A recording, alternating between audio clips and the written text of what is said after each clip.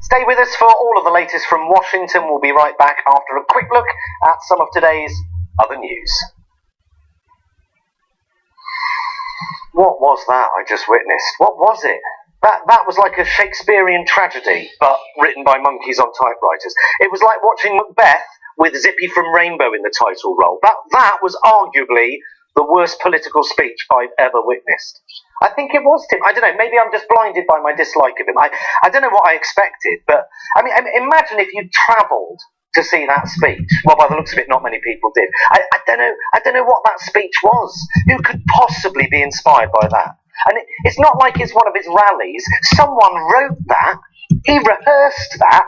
Even the crowd looked pissed off. It was anodyne. It was nothing. It was painting by numbers, and the painting was of an America that I'm not sure even exists. A post-apocalyptic dystopian nightmare. American carnage. What the fuck does that mean? Sounds like a wrestling tournament. If I voted for Trump, Tim, I think I'd be fucking furious right now. The game's up. He's a fake. He says he's going to drain the swamp. He's anti-establishment. He just said it. He just said he's handing back democracy to the people. And that's what people voted for. Fine. So why is he appointing a motorcade of Goldman Sachs, oil industry and super rich into the White House to run the country? Drain the swamp? He's appointing far-right apologists, climate change deniers, an education secretary who is so inept she sounds like she'd have trouble spelling education. He's hiring people with close links to murderous and authoritarian enemies of America. He's got this unexplainable boner for Putin. It's fucked up.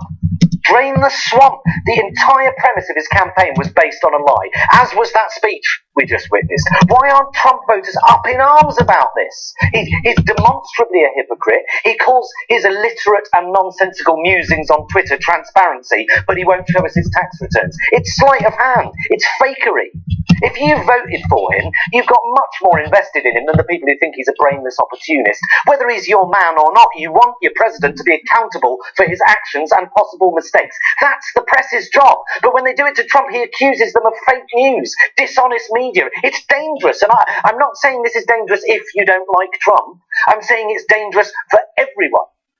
When he doesn't take questions, he's censoring the media. When he arbitrarily chooses which elements of the media to legitimise and which bits to undermine based on how favourable towards him they are, it's the behaviour of a dictator, not a president. He calls his critics the dishonest media. He spins unfavourable news as fake news. It's rumoured, did you hear this? It's rumoured he's going to throw the press corps out of the White House, and it wouldn't surprise me in the least, because he wants the White House to be a safe space where his narrative and agenda can proceed without the inconvenience of scrutiny or accountability. It's fucked up. And the liberal left, we can't do anything about it because we started this. We invented this language, safe space, fake news.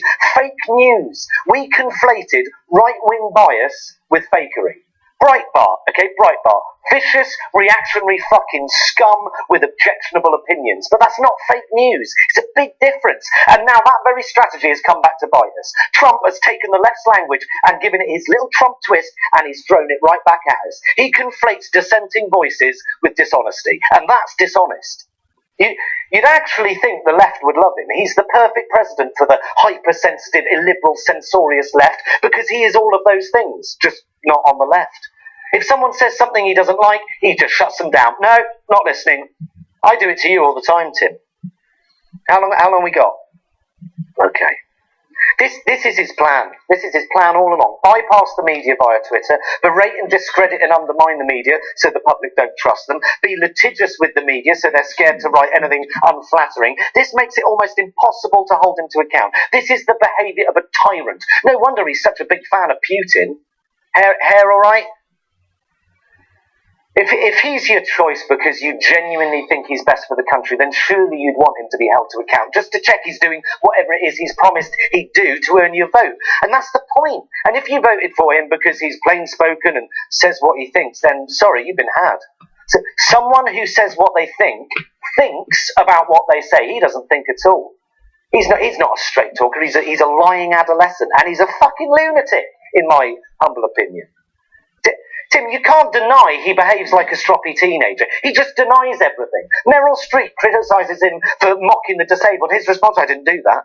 But Donald, we all saw it. No, I didn't do it. It didn't happen. But it was on the fucking TV, Donald. No, it didn't happen. I bet he'll say those were the largest crowds ever. You know he will, even though it's demonstrably not true. I bet you a tenner. Dishonest media. He's the fucking liar. It's bizarre behaviour. He can't take any criticism. It's egomaniacal, which means he's unlikely to be able to separate the needs of the country from the needs of his own ego. He's easily provoked, and that doesn't make him a strong leader. It makes him weak, easily played, unable to handle inconvenient truths. Look at him. Look at him. Fucking prick. That is the Commander-in-Chief. Good tie, though. Look, I don't want to just hurl insults at him, but look, he's a bratish, subliterate braggart, ill-informed, privileged, self-righteous, entitled mummy's boy. I'm trying to remain objective here, but he is a hyper-sexed, gurning slug who mistakes brash for charisma, who thinks popularity matters more than integrity, that diplomacy has no place in politics, a bloated, incandescent, lobotomized sexual predator, a paranoid and supremely unqualified demagogue, a massive 70-year-old cheese puff what's-it with tiny, wandering hands, an arrogant, ill-informed, oversized oompa loompa, a whinging, braying, misogynistic, know-nothing spunk bubble, a fat-headed egomaniac with a skull full of fetid shit smelling. Yep. Welcome back. It's Inauguration Day, and President Trump has just delivered his inaugural address. Let's go straight back to Washington for some reaction.